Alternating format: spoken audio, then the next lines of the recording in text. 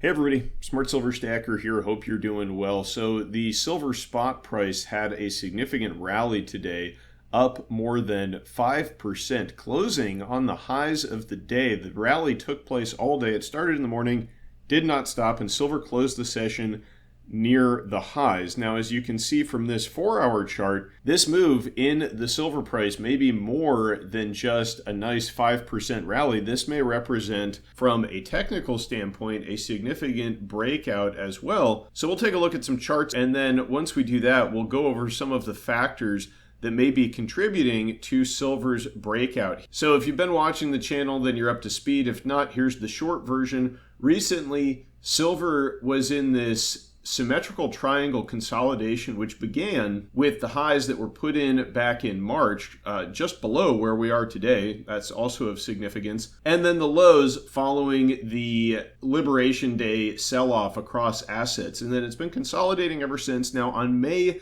20th, the silver price broke out of this consolidation, then it retested it. So then after it broke out from that original symmetrical triangle that is in blue here, it has been trending sideways within this secondary consolidation pattern, which is denoted in yellow. But given today's price action, that consolidation is clearly over and silver has resumed its upward trajectory. Now let's change this to the one-day chart, and you can see just, how significant that is. Let's look at the chart of the SLV real quick, because I don't have volume data for the spot price, but we do have volume data here for the SLV. And as you can see, it's not as clean a chart as the silver spot price, but we do get volume data. So we can see that there was a significant uptick in volume, which tends to lend credence to the idea that this is in fact some form of technical breakout with some legs. Now, if we zoom back even a bit further, one of the interesting things about where silver finished up today, it is just below the highs that were set in October of 2024 when silver stalled out just below $35. So this is certainly a level of resistance that silver is butting up against now. But if it manages to overcome that,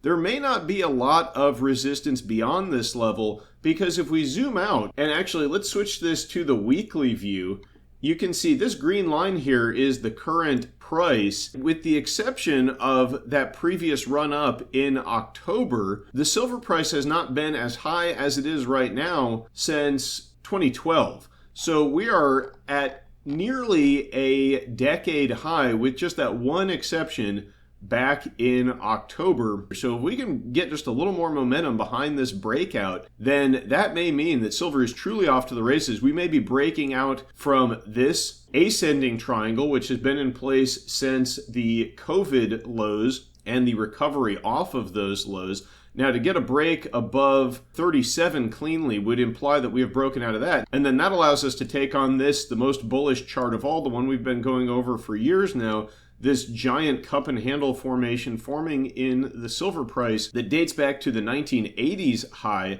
And if the length of this chart has anything to do with the velocity of the breakout once we finally do break out of it, well, you can imagine that the price of silver is likely going much higher if indeed we do see a close at some point above $50. That will likely mean that there are some things going wrong in the world, but also that silver is headed much higher. And as always, buy your gold and silver at SD Bullion. Right now, new customers can get gold or silver at spot by visiting sdbullion.com/new. All right, now let's go over some of the factors that may be supporting this breakout, some of the fundamental factors here in the economy that are contributing to uncertainty right now. And I'm going to go over 3 of them specifically. The first is that the trade war appears to be heating back up. First, on Friday, we had President Trump make some accusations that China had violated their trade agreement that they had reached recently. And now today, China is in a similar move, claiming that the Trump administration's actions seriously undermine the existing consensus reached at the Geneva Economic and Trade Talks, and seriously damage China's legitimate rights and interests. So all of the optimism that had been born of that Geneva trade talk and agreement between the US and China, that is all going up in a puff of smoke. And so uncertainty is reigning supreme, which at the end of the day, uncertainty is going to be positive for safe haven assets like gold and silver. Now, another thing is that we've seen a significant geopolitical escalation over the weekend. We had this attack by Ukraine on Russia's strategic bomber force.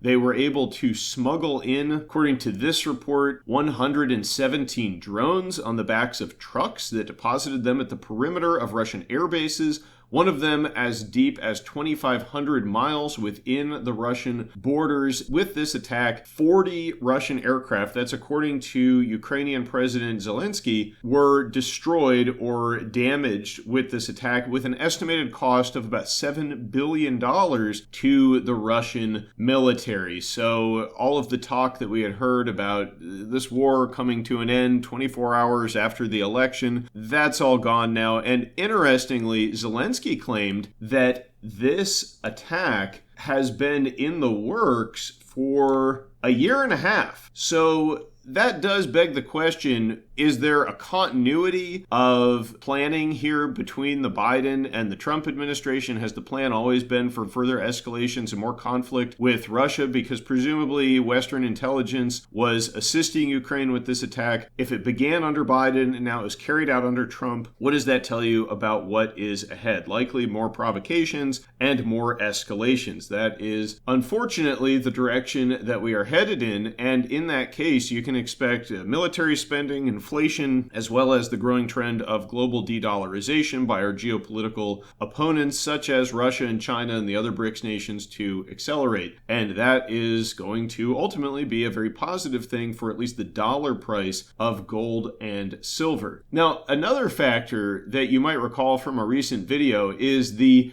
$9.2 trillion of U.S. Treasury debt, which is set to reach maturity in 2025. This is a screenshot from a Bloomberg terminal, which shows this huge spike in debt maturity that has yet to take place this year. According to this report, $6 trillion of that debt is going to mature in June. So that's this month. And if we do see a huge amount of debt that has to be rolled over, that could mean rising interest rates, which could lead to fear of Fed intervention. That means dollar debasement. That is likely the end game for all of this anyway, but it could be reaching a peak sooner rather than later, given the fact that I think that this would be a record $6 trillion worth of U.S. treasuries maturing this month. That means the Treasury has to auction off that much debt. They're just going to issue new bonds to pay the old creditors. You know, it's like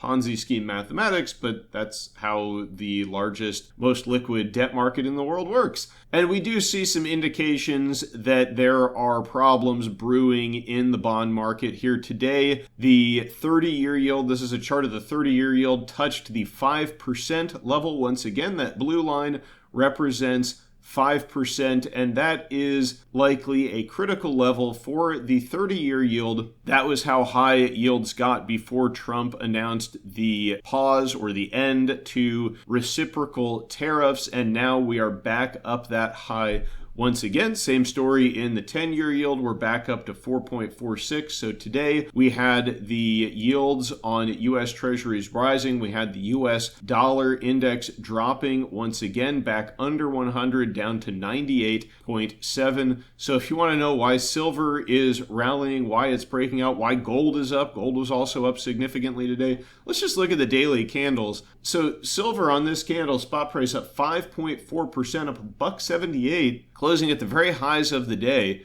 And gold here, gold was up 2.86%. That was almost a $100 gain in gold, $94. So if you wonder why the metals are rallying here, well, it's because we are facing the risk of a global economic slowdown brought on by tariffs and trade wars. We are spiraling towards an escalation in the war in Europe, and eventually it is quite likely that we will see NATO forces squaring off directly against Russian, and that's not going to be good for anybody, especially not for the US dollar. And the worst thing for the dollar, of course, is that deficits and debts are exploding, and a huge amount of them are rolling over just this month, and the cracks are really starting to show. So leave me a comment down below to let me know what you think about silver's breakout. What do you think about these factors that are driving it? Did I miss anything? Leave me a comment down below to let me know. Thanks for watching, everybody. Stay safe and happy stacking, and I will catch you next time. Smart Silver Stacker, out.